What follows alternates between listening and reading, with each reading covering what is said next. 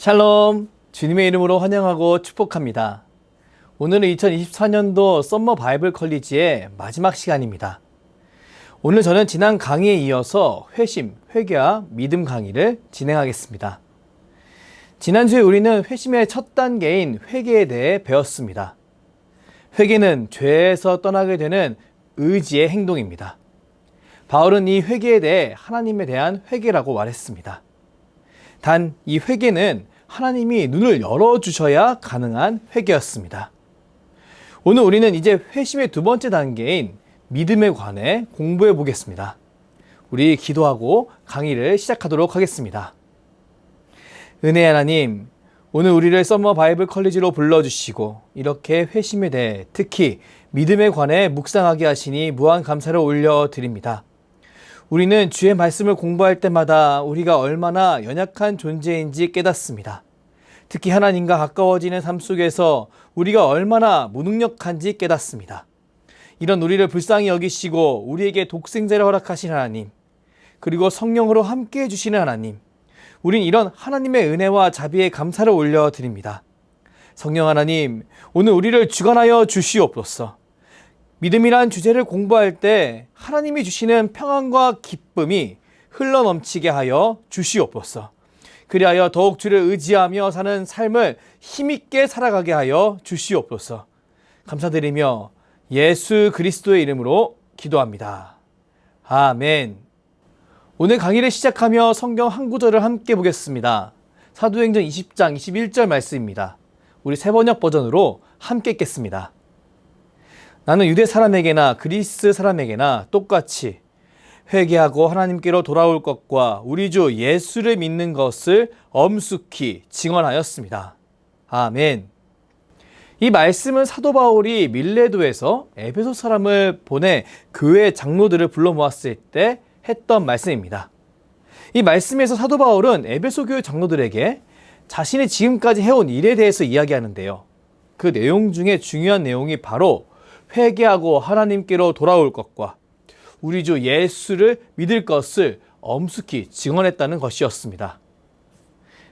사도 바울은 지금 에베소 장로들에게 자신이 지금까지 해온 일이 회심 사건이라고 분명히 이야기하고 있습니다. 그리고 그와 동시에 주 예수를 믿는 믿음은 하나님께로 돌아오는 회개와 결코 분리할 수 없는 것임을 분명히 드러냈습니다. 주 예수를 믿는 믿음이 없다면 회개는 한탄에 그칠 뿐입니다. 그리고 그 결과는 무익할 뿐입니다. 에베소서 2장 8절 말씀을 보면 다음과 같은 말씀이 나옵니다. 너희는 그 은혜에 의하여 믿음으로 말미암아 구원을 받았으니 이것은 너희에게 난 것이 아니요 하나님의 선물이라. 아멘. 맞습니다. 우리는 그 은혜에 의하여 믿음으로 말미암아 구원을 받은 성도들입니다. 믿음은 회개하는 심령을 붙들어매어 그 사람을 하나님께로 인도합니다. 그리고 하나님께 용서를 받게 합니다.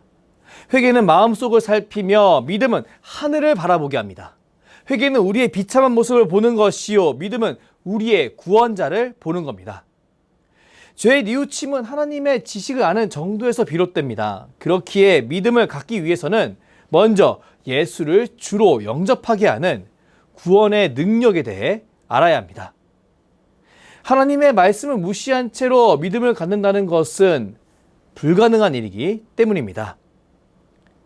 어렸을 때 청소년부 교사로 섬겼을 때 일입니다. 그때 저는 모교회 학생들을 데리고서 청소년부 수련회를 다녀왔습니다.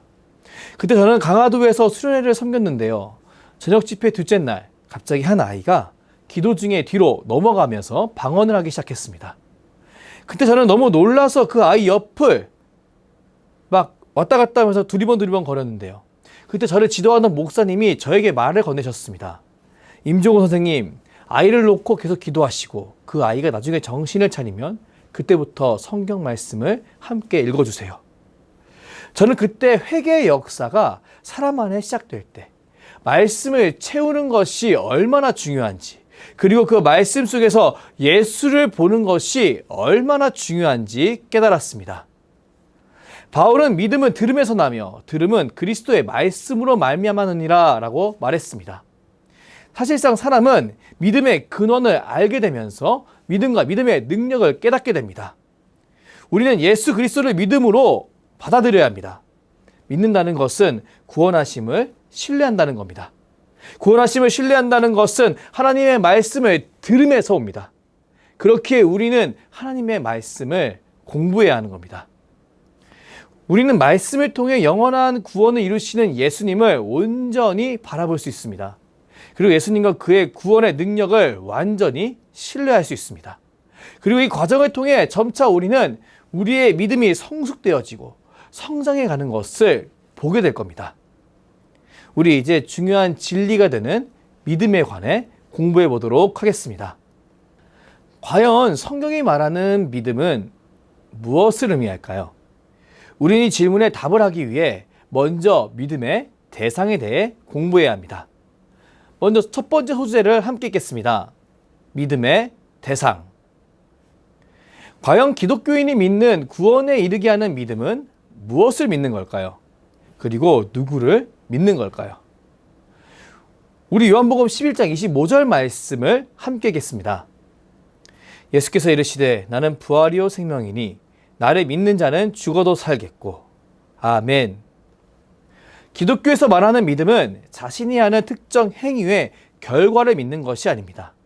기독교에서 말하는 믿음은 자신이 가질 수 있는 특정 물건이 주는 혜택을 믿는 것도 아닙니다. 기독교에서 말하는 믿음은 누군가에 대한 믿음인데요. 그것은 바로 예수 그리스도에 관한 믿음입니다. 우리 다음 한 문장을 큰 목소리로 읽어보겠습니다. 구원의 믿음은 예수 그리스도를 믿는 것이다. 아멘.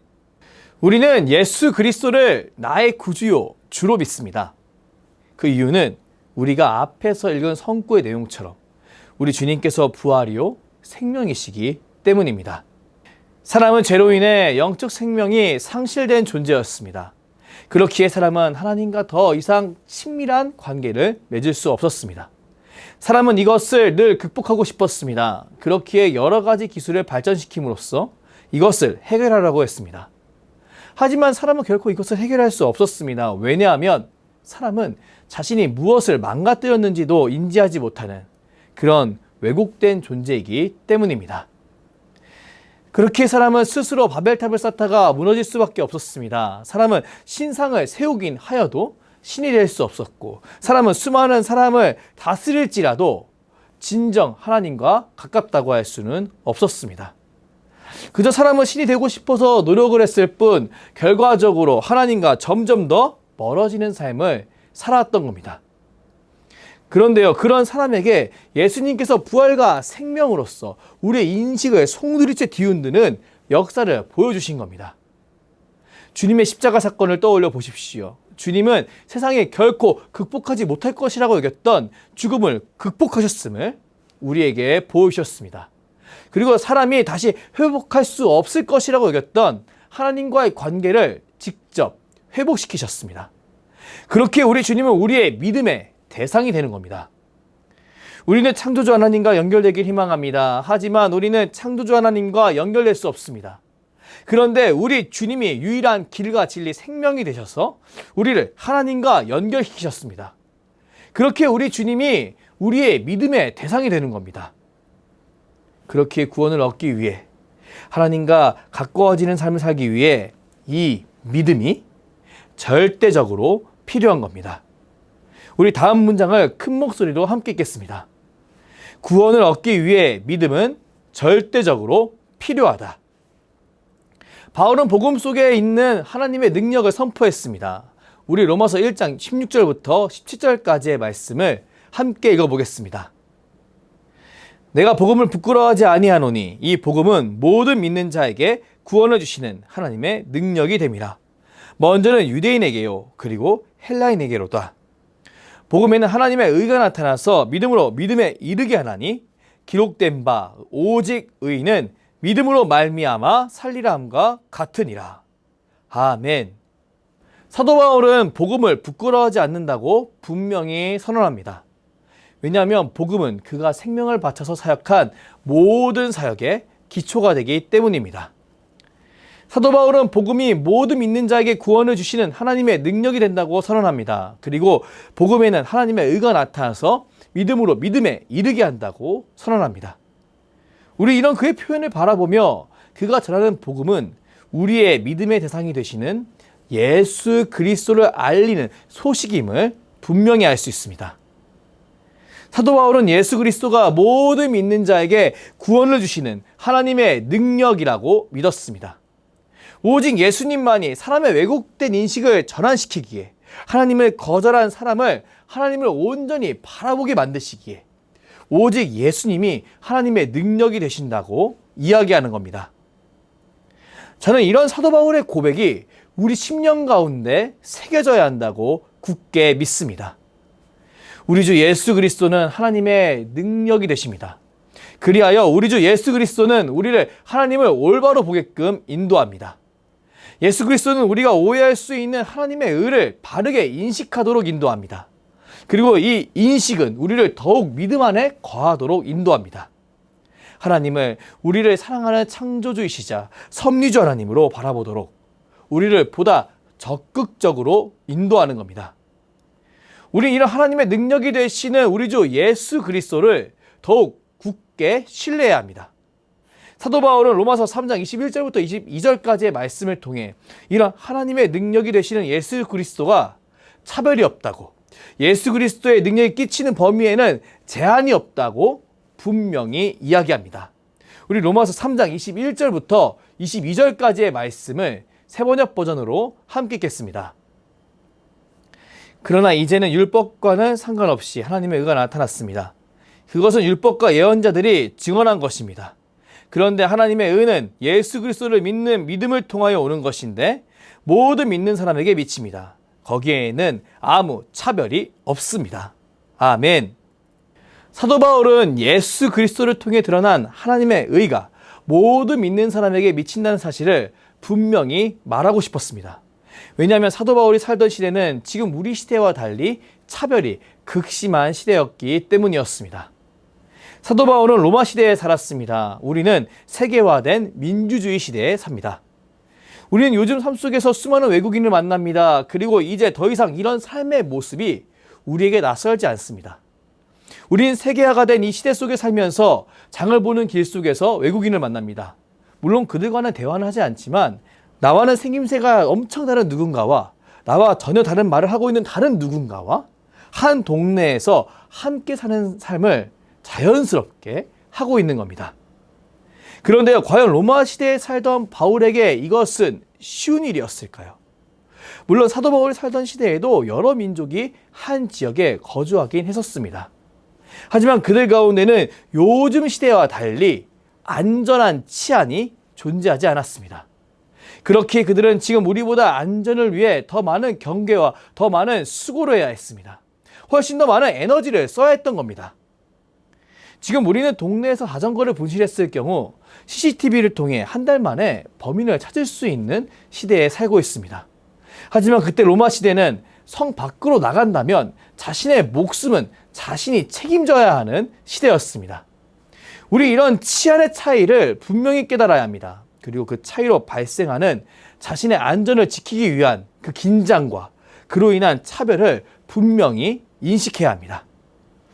이 당시 로마 사람들은 편리를 위해 차별을 사용하기도 했습니다. 하지만 그들은 무엇보다도 스스로의 안전을 위해 차별을 추구하기도 했습니다. 그렇기에 그들에게 차별은 특별히 이상한 것이 아니었던 겁니다. 특히 노예제가 있던 그 시대에는 사람들은 자연스레 사람들을 여러 계층으로 구별해서 보고 있었습니다. 누구는 주인, 누구는 노예, 누구는 이방인, 누구는 로마인, 이런 여러 계층과 분류로 사람을 파악하고 대했던 겁니다. 그런 사회 속에서 차별과 단절이 너무나 자연스러운 그 사회 속에서 사도 바울은 예수 그리스도를 통해 드러난 하나님의 의가 모든 믿는 자에게 미치게 된다고 선언하는 겁니다. 이것은 이 모든 차별과 차이를 뛰어넘는 메시지가 예수 그리스도 안에 있음을 드러냅니다. 그리고 그 영향력은 너무나 놀라운 것임을, 사회를 초월하고 뚫고 지나가는 것임을 분명히 드러냅니다. 저는 우리 모두가 이런 사도 바울의 고백을 바라보며 우리의 믿음의 대상이 되시는 예수 그리스도가 얼마나 넓고 깊은 분인지 깨달아야 한다고 믿습니다. 우리 예수님은 자신을 길과 진리, 생명으로 믿는 자를 능히 품으실 수 있는 하나님의 의가 되십니다. 그렇게 우리는 우리 예수님을 하나님께로 나아가게 만드는 유일한 길이라고 믿고 부활과 생명 되시는 주님을 굳게 붙잡아야 합니다. 우리 다음 소주제를 함께 읽겠습니다. 믿음의 의미.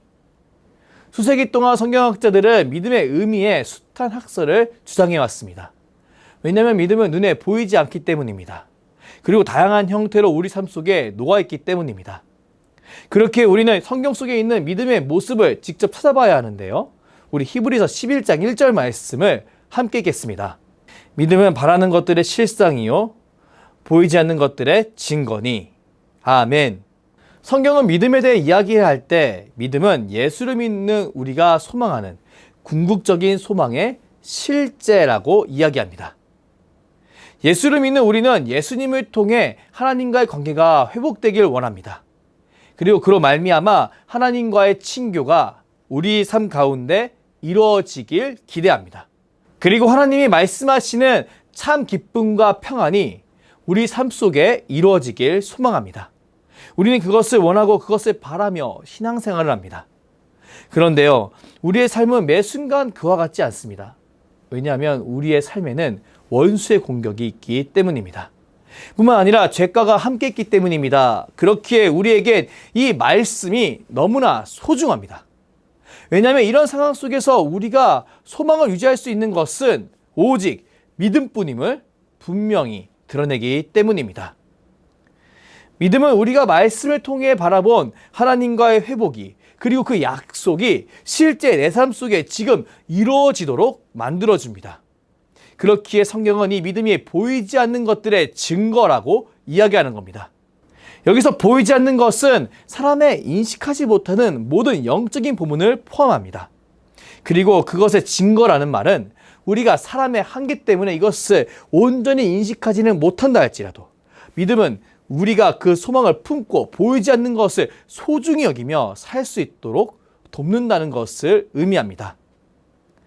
믿음은 증거가 눈에 보이지 않는다 할지라도 사람이 하나님과 하나님의 말씀을 의지할 수 있도록 돕는 통찰력을 주는 무언가입니다. 그렇기에 사도 바울은 구원의 여정을 걷는 이들에게 그들이 꼭 주목할 것이 바로 이것이라고 이야기합니다. 고린도후서 4장 18절 말씀을 함께 읽겠습니다. 우리가 주목하는 것은 보이는 것이 아니요 보이지 않는 것이니 보이는 것은 잠깐이요 보이지 않는 것은 영원함이라. 아멘. 사도 바울은 보이지 않는 것을 주목해야 한다고 선언합니다. 그리고 그 보이지 않는 것은 영원에 속해 있다고 이야기합니다. 우리 이런 그의 표현을 통해 보이지 않는 것을 받아들이게 하는 이 믿음이 우리에게 얼마나 중요한지 분명히 알 수 있습니다.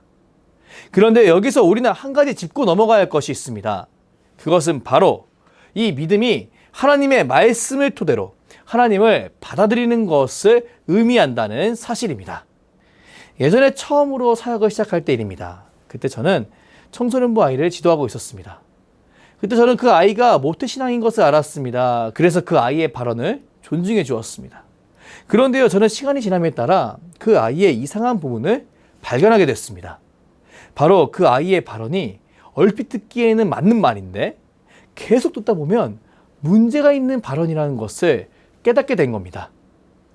저는 그 아이의 발언을 곰곰이 생각했습니다. 그리고 그 아이를 관찰했습니다. 그리고 그 아이의 문제점 하나를 발견하게 되었습니다. 그것은 과연 무엇이었을까요? 그 문제는 바로 그 아이는 교회에 익숙하나 직접 하나님 말씀을 읽지 않는 아이였다는 사실이었습니다. 그 아이는 교회에서 들려지는 표와 명제, 짧은 문장으로 하나님을 이해하고 있었습니다. 하나님은 사랑이시라. 하나님은 전능하시다. 이런 문장으로 그 아이는 하나님을 인식하고 있었고 이 아이는 교회가 익숙해짐에 따라 자신이 이미 하나님을 다 안다라고 착각하고 있던 것이었습니다. 저는 그런 아이와 대화를 하며 점차 그 아이가 믿고 있는 하나님이 성경의 하나님이 아니라 그가 만든 하나님이란 사실을 확신했습니다. 왜냐하면 자꾸 그 아이는 자신의 명제로 성경을 평가하고 있었기 때문입니다. 저는 그 아이를 바라보며 그 아이에 대한 신앙교육의 목표를 전격 수정했습니다. 이제는 저는 그 아이를 바라보며 그 아이가 영적으로 잘 성숙할 수 있도록 도와야겠다고 생각했습니다. 하지만 저는 그 아이의 모습을 다시 보며 그 아이를 전도해야겠다고 다짐했습니다. 그리고 그 목표를 변경하는 순간 그 아이가 더 이상 신앙에 대해 허튼 소리를 하지 않도록 도울 수 있었습니다. 그리고 그 아이가 성경을 읽도록 인도할 수 있었습니다. 믿음이란 말은 세상 속에서 너무 많이 혼용되는 흔한 말입니다. 이 말은 사람과 사람 사이에 사용되기도 하고요. 이 말은 다른 사람과 그 체계 사이에서 사용되기도 합니다. 그리고 이 말은 다른 종교 안에서도 이야기하곤 합니다. 그렇기에 기독교 국가가 아닌 우리 대한민국에서 이 말은 매우 신중하게 사용해야 하는 말입니다. 우리는 한국 사회에서 이 믿음에 대해 이야기할 때 이 믿음이 어떤 믿음인지에 대해 생각하고 말하는 것이 꼭 필요합니다. 그리고 자신이 말하는 믿음이 어디에 근거한 믿음인지 정확히 분별하려는 노력도 꼭 필요합니다. 그렇게 분명히 정리하고 나아갈 때 우리는 이 믿음에 대한 바른 태도를 유지할 수 있는 겁니다. 우리가 믿는 믿음은 하나님 말씀을 토대로 하나님을 받아들이는 것을 의미합니다. 우리는 이것을 분명히 해야 합니다. 우리의 믿음은 우리의 경험에 근거하지 않습니다. 우리의 믿음은 우리의 얄팍한 감정에 근거하지 않습니다. 우리의 믿음은 오직 하나님 말씀에만 근거해야 합니다. 우리는 그 사실을 굳게 믿어야 합니다. 우리 요한일서 5장 14절 말씀을 새번역 버전으로 함께 읽겠습니다. 우리가 하나님에 대하여 가지는 담대함은 이것이니 곧 무엇이든지 우리가 하나님의 뜻을 따라 구하면 하나님은 우리의 청을 들어주신다는 것입니다. 사도 요한은 자신 안에 있는 믿음에 관해 담대히 이야기했습니다. 그는 우리가 하나님의 뜻을 따라 구한다면 하나님이 곧 무엇이든지 우리의 청을 들어주신다고 믿는다고 고백합니다. 그런데요, 그는 왜 이런 고백을 했던 것일까요? 그 이유는 우리 예수님이 다음과 같은 말씀을 하셨기 때문입니다. 우리 누가복음 11장 9절부터 10절까지의 말씀을 함께 읽겠습니다. 내가 또 너희에게 이르노니 구하라 그러면 너희에게 주실 것이요 찾으라 그러면 찾아낼 것이요 문을 두드리라 그러면 너희에게 열릴 것이니 구하는 이마다 받을 것이요 찾는 이는 찾아낼 것이요 두드리는 이에게는 열릴 것이니라. 아멘. 사도 요한은 예수님의 말씀을 토대로 하나님을 받아들였습니다. 그리고 그는 그의 편지에서 믿음으로 고백했습니다. 우리는 그런 그의 믿음의 고백을 바라보며 우리 안에 있는 믿음은 다른 것에 근거한 믿음이 아니라 하나님 말씀에 근거한 믿음이어야 한다는 사실을 분명히 깨달아야 합니다. 그리고 다음 말씀을 통해 우리는 이런 믿음을 가진 자만이 하나님을 기쁘시게 할 수 있음을 분명히 알아야 합니다. 우리 히브리서 11장 6절 말씀을 함께 읽겠습니다. 믿음이 없이 하나님을 기쁘게 하지 못하나니 하나님께 나아가는 자는 반드시 그가 계신 것과 또한 그가 자기를 찾는 자들에게 상 주시는 이심을 믿어야 할지니라. 아멘. 하나님을 기쁘시게 하는 삶, 이 삶은 하나님을 바르게 인식한 삶입니다. 하나님을 오해하지 않고 하나님이 계신 것과 하나님이 자신을 찾는 자들 기뻐하는 분이시라는 것을 바르게 인식하는 삶입니다. 이런 삶은 오직 믿음으로만 가능합니다. 바로 예수 그리스도를 통해 하나님과의 오해가 풀린 사람들만 가능한 삶인 겁니다. 그렇기에 우리는 이러한 삶을 살 수 있도록 믿음을 허락받은 그 인생을 하나님께 선물을 받은 인생이라고 표현합니다. 우리 로마서 12장 3절 말씀을 함께 읽겠습니다. 내게 주신 은혜로 말미암아 너희 각 사람에게 말하노니 마땅히 생각할 그 이상의 생각을 품지 말고 오직 하나님께서 각 사람에게 나눠주신 믿음의 분량대로 지혜롭게 생각하라. 하나님께서는 각 사람에게 믿음의 분량을 나눠주십니다. 이것은 사람을 자신의 백성으로 부르신 하나님께서 자신의 백성에게 주신 귀한 선물이라고 할 수 있습니다. 선물은 받은 사람의 수고가 1도 들어가 있지 않습니다. 선물은 오직 주는 사람의 마음과 수고만 담길 뿐입니다. 그렇기에 이 믿음은 하나님 아버지가 우리에게 주시는 선물이라고 할 수 있습니다. 뿐만 아니라 이 믿음은 성자 하나님인 우리 주 예수 그리스도의 선물이라고도 할 수 있습니다. 우리 히브리서 12장 2절 말씀을 함께 읽겠습니다. 믿음의 주여 또 온전케 하시는 이인 예수를 바라보자. 그는 그 앞에 있는 기쁨을 위하여 십자가를 참으사 부끄러움을 개의치 아니하시더니 하나님의 보좌 우편에 앉으셨느니라. 아멘. 우리 주님은 믿음의 주가 되십니다. 그리고 우리 주님은 이 믿음이 우리 안에 역사하게 하기 위해서 십자가를 참으시고 부끄러움을 친히 견디셨습니다. 우리 이런 주님의 모습을 바라보며 우리에게 주어진 이 믿음이 우리가 헤아릴 수 없는 주님의 사랑과 수고가 있었기에 주어졌음을 분명히 깨달아야 합니다. 그리고 이 믿음이 우리 안에 적용될 수 있도록 우리를 돕는 성령 하나님의 역사가 바로 성령 하나님의 선물임을 깨달아야 합니다. 믿음은 하나님의 선물입니다. 바로 삼위일체 하나님의 선물입니다. 그렇게 우리는 이 믿음을 감사함으로 받아야 합니다. 얼마 전에 유튜브에서 조던 피터슨의 회심이란 영상을 본 적이 있습니다. 이 영상을 보면 우리에게 엄청나게 유명한 심리학자인 조던 피터슨이 예수 그리스도를 인정하는 모습이 등장합니다. 그곳에서 저는 이 믿음이 하나님의 선물이라는 것을 다시 한 번 더 확신하게 되었는데요. 조던 피터슨은 이 영상에서 자신에게 어려운 삶의 상황이 닥쳐왔을 때 갑자기 예수님이 믿어지기 시작했다고 고백합니다. 말씀에서 드러난 예수 그리스도가 진정한 나의 구주요 주라는 사실이 갑자기 믿어지기 시작했다는 겁니다. 그리고 그는 그 믿음으로 말씀 속에 나온 하나님을 믿게 되었다는 것을 울먹거리면서 표현했습니다. 저는 그가 이성적으로 이해되진 않지만 기이하게 믿어지는 이 현상에 당혹스러워하며 놀라워하는 모습을 바라보며 이것이 바로 하나님의 선물이라고 느꼈습니다. 그 이유는 이 모든 경험에는 그의 수고가 단 1도 존재하지 않았기 때문입니다. 지금까지 우리는 믿음에 대해 묵상하며 우리가 믿는 대상이 예수 그리스도라는 사실을 확인했습니다. 그리고 이 믿음은 하나님의 말씀을 토대로 하나님을 받아들이는 것임을 확인했습니다. 그리고 이 믿음은 하나님의 선물로 주어진 것임을 확인했습니다. 이제 우리는 이 믿음의 정도에 대해 확인해 보고자 합니다. 믿음의 정도.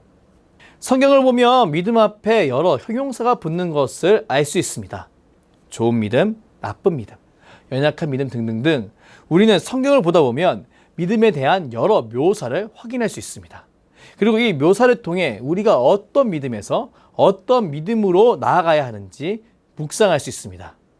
우리 먼저 믿음의 보다 낮은 정도를 나타내는 표현들을 확인해 보겠습니다. 작은 믿음. 우리 마태복음 8장 26절 말씀과 마태복음 14장 31절 말씀을 함께 읽어보겠습니다. 예수께서 이르시되 어찌하여 무서워하느냐 믿음이 작은 자들아 하시고 곧 일어나사 바람과 바다를 꾸짖으시니 아주 잔잔하게 되거늘. 예수께서 즉시 손을 내밀어 그를 붙잡으시며 이르시되 믿음이 작은 자여 왜 의심하였느냐 하시고. 아멘. 예수님께서는 무서워서 두려움에 떨고 있는 이들에게 믿음이 작은 자라고 말씀하셨습니다. 이것은 순간적으로 담담이 생겨 물 위를 걸었으나 무서움에 의심을 갖게 된 베드로에게도 동일하게 사용하신 말씀입니다. 믿음은 처음부터 큰 믿음이 주어지는 것이 아닙니다. 사람은 연약하기에, 사람은 원래 죄인이기에 이 사람이 누릴 수 있는 믿음도 점차 커져가게 되어 있습니다.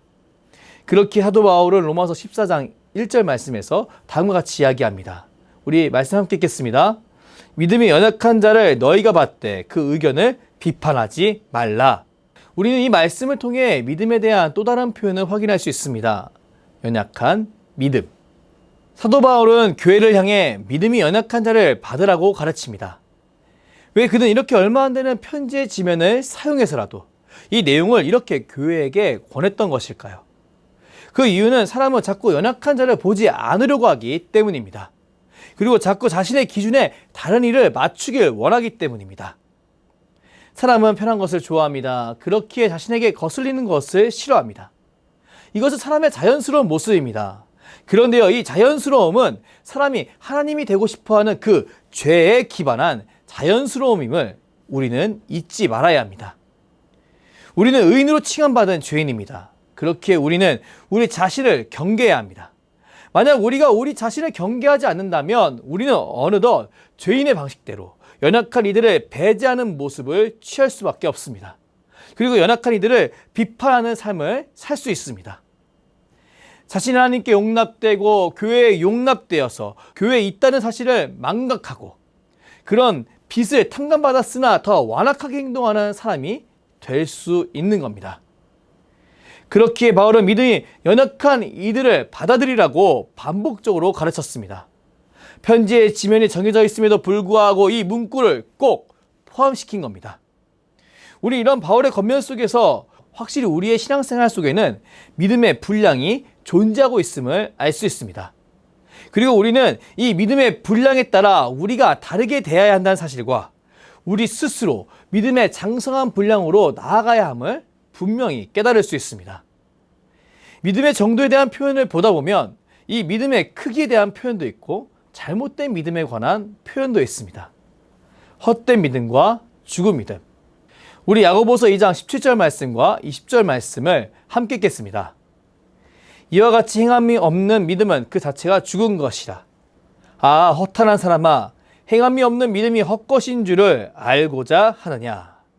성경은 행함이 없는 믿음은 그 자체가 죽은 것이라고 선언합니다. 믿음은 행동으로 이어져야 합니다. 그래야 살아있다고 할 수 있는 겁니다. 우리는 이런 성경의 선언을 통해 이 당시 야고보서를 받은 그 성도들 사이에도 자신이 믿는다고 말을 하나 행동으로 나아가지 못하는 사람들이 있었음을 쉽게 짐작할 수 있습니다. 그리고 이런 이들이 이 믿음에 관해 얼마나 많은 오해를 야기시키고 혼란스럽게 만들었는지 알 수 있습니다. 믿음은 행동을 일으킵니다. 만약 믿음이 행동을 일으키지 않는다면 그 믿음은 이전 생각과 별반 다를 것이 없는 믿음일 뿐입니다. 그렇게 그 믿음은 헛된 믿음이고 죽은 믿음인 겁니다. 야고보는 2장 20절 이후의 말씀을 통해 아브라함과 라합의 예를 들며 믿음을 가진 자가 어떻게 행동을 하였는지 우리에게 보여줍니다. 그리고 이 믿음이라는 것이 결코 생각 안에서만 움직이는 것이 아니라 우리의 삶 속에 분명히 드러나게 되는 것임을 보여줍니다. 사랑하는 성도 여러분, 우리는 우리의 믿음이 내 삶에 살아 역사하도록 만들어야 합니다. 죽어주신 믿음이 죽어있는 믿음, 헛된 믿음으로 남는 것이 아니라 그리스도의 장성한 분량까지 나아가게 만드는 복된 믿음, 승리한 믿음의 모습이 되도록 만들어야 하는 겁니다. 이제 믿음에 관한 묘사 중에서 긍정적인 믿음의 종류에 대해 공부해 보도록 하겠습니다. 첫 번째, 큰 믿음입니다. 우리 누가복음 7장 9절 말씀을 함께 읽겠습니다.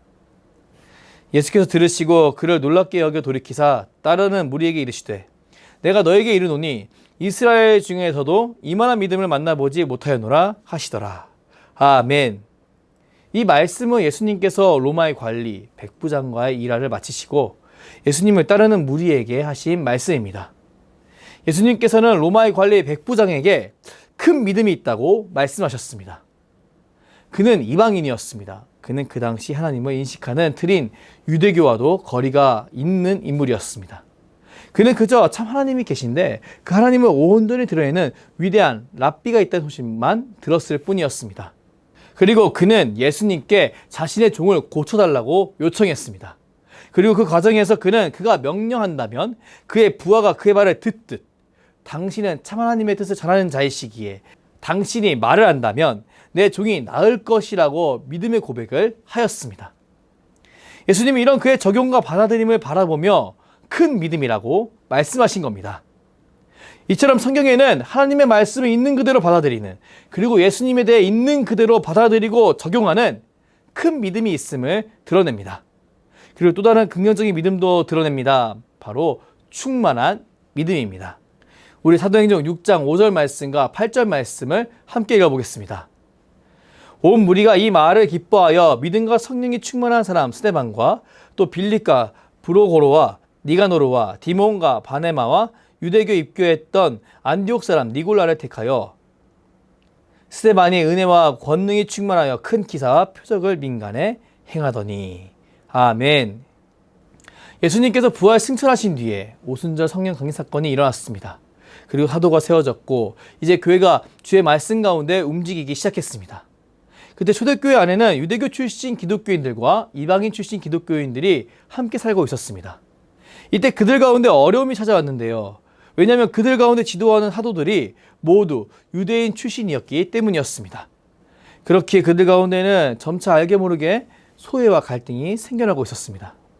이런 사실을 확인한 사도들은 초대교회 이방인 출신 집사들을 세우게 됩니다.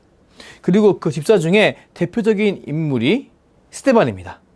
스데반은 믿음과 성령이 충만한 사람이었습니다. 우리는 그런 그를 바라보며 충만한 믿음을 볼 수 있는데요. 이 충만한 믿음은 자신이 속한 세상이 하나님과 전혀 관련 없는 것처럼 보이는 이방인의 세상일지라도 그 안에서 예수 그리스도를 통해 하나님을 보는, 그리고 그 하나님의 역사를 기대하는 믿음이었습니다. 스데반은 말씀 그대로 은혜와 권능이 충만하여서 큰 기사와 표적을 민간에 행했습니다. 그리고 그는 여러 사람에게 죽임을 당할 때에도 예수 그리스도께 집중되어서 하나님 나라를 보게 되었습니다. 성경에 이런 놀라운 믿음이 등장합니다. 바로 충만한 믿음입니다. 뿐만 아니라 부유한 믿음, 살아있는 믿음, 굳세 믿음, 보배로운 믿음, 거룩한 믿음 등이 등장합니다. 우리 야고보서 2장 5절 말씀을 함께 읽겠습니다. 내 사랑하는 형제들아 들을지어다. 하나님이 세상에서 가난한 자를 택하사 믿음에 부유하게 하시고 또 자기를 사랑하는 자들에게 약속하신 나라를 상속으로 받게 하지 아니하셨느냐. 사람은 자신의 형편에 따라 자신을 평가하는 것이 자연스럽습니다. 왜냐하면 사람은 보이는 것에 쉽게 마음이 쏠리는 존재이기 때문입니다. 사람은 눈에 보이지 않는 것을 기준으로 사람을 평가하는 것이 쉽지 않습니다. 그 대신 사람은 눈에 보이는 것으로 자신을 평가하는 것이 너무나 자연스럽습니다. 하지만 하나님이 택하신 자에게는 믿음의 부여함을 얻어 자기 자신을 눈에 보이는 것으로 판단하는 것이 아니라 눈에 보이지 않는 것으로 판단하는 은혜가 임했다고 믿습니다. 야고보서는 이 사실을 우리에게 분명히 보여주고 있습니다. 그리고 이런 부유한 믿음을 가진 사람은 하나님을 더욱 사랑할 수 있고 하나님을 사랑하는 자에게 약속하신 그 나라를 상속으로 받게 될 것이라고 분명히 약속하고 있습니다. 저는 이 말씀을 마음에 품으며 저와 여러분이 믿음의 부여함을 달라고 하나님께 간구해야 한다고 믿습니다. 우리 다음 믿음에 관한 표현을 보겠습니다. 살아있는 믿음. 저는 이 믿음을 존재하게 하는 믿음이라고 말하고 싶습니다. 우리 갈라디아서 2장 20절 말씀을 함께 읽겠습니다. 내가 그리스도와 함께 십자가에 못 박혔나니 그런즉 이제는 내가 사는 것이 아니요 오직 내 안에 그리스도께서 사시는 것이라.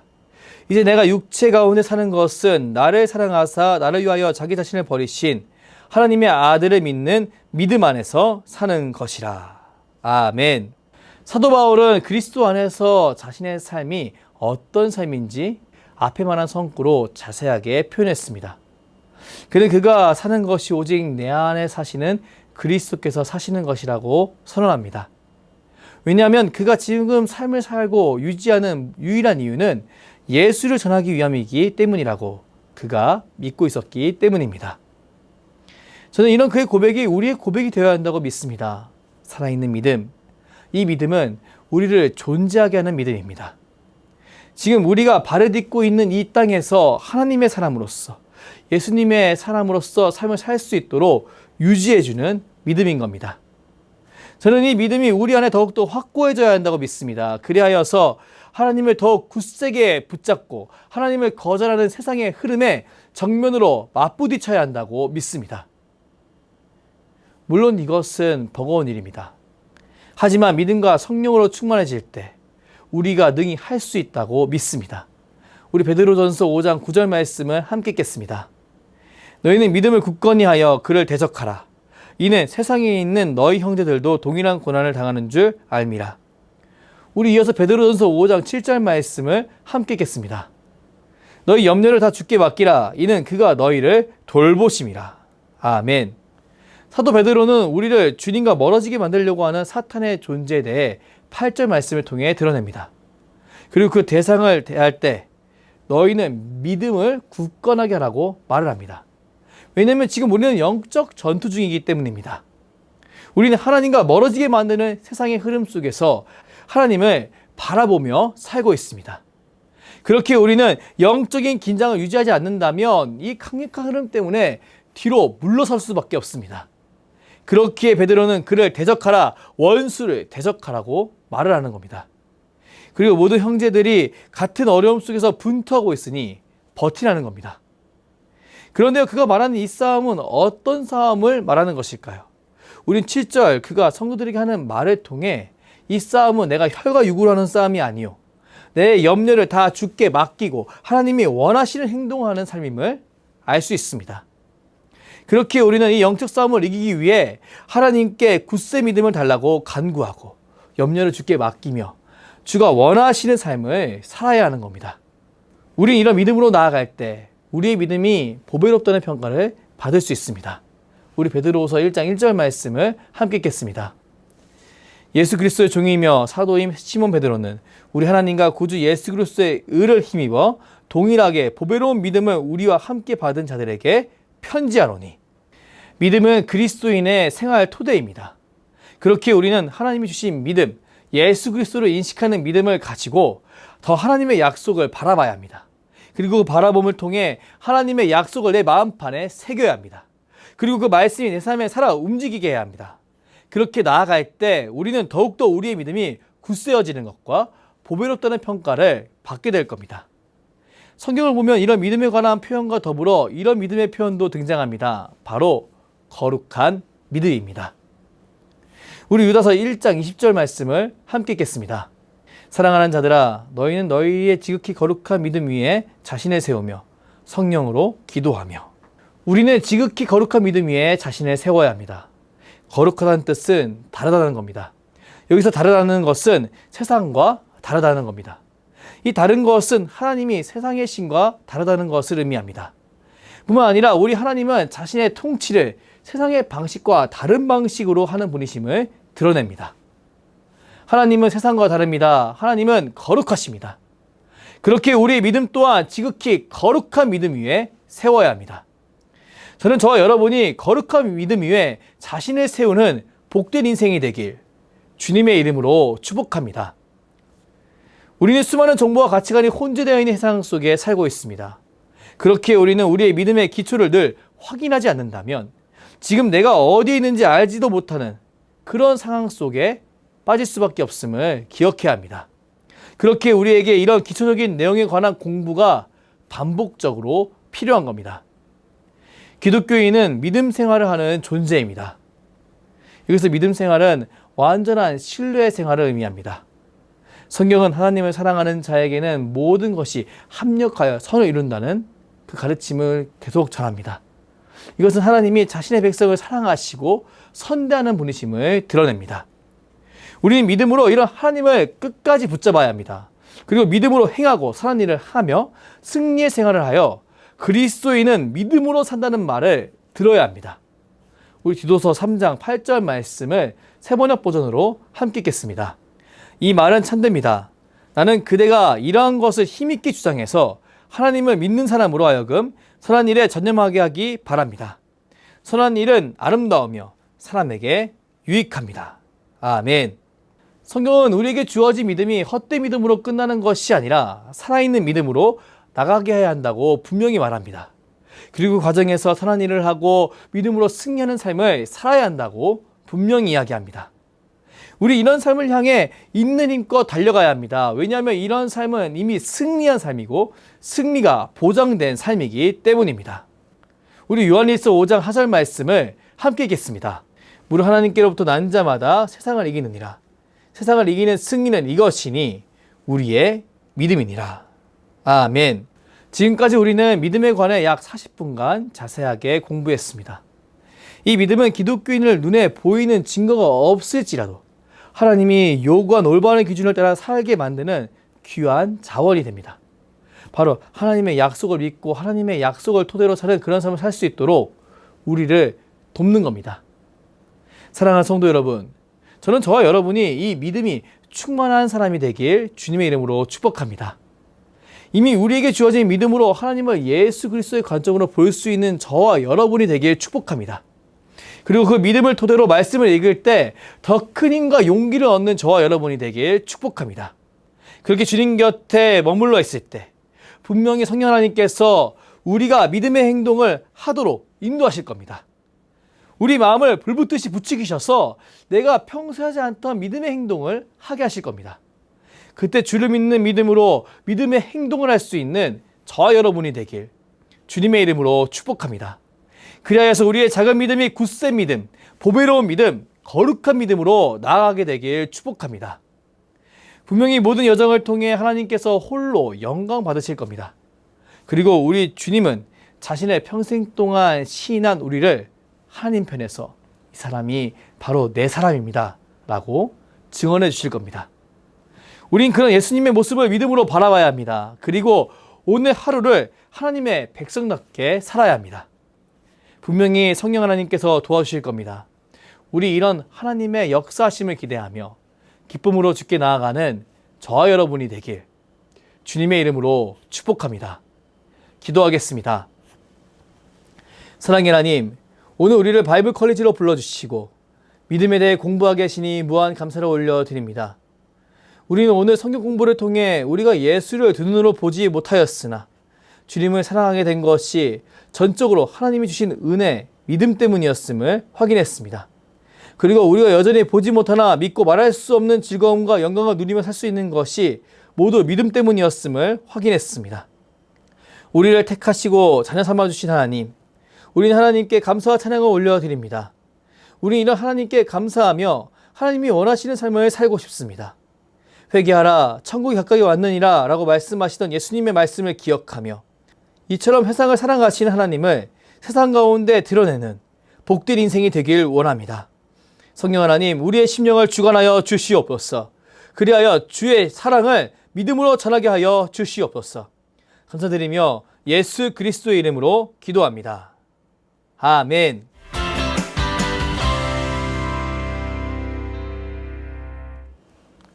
지금까지 바이블 컬리지 시간이었습니다. 사랑하는 성도 여러분, 지난 4주간 바이블 컬리지 어떠셨나요?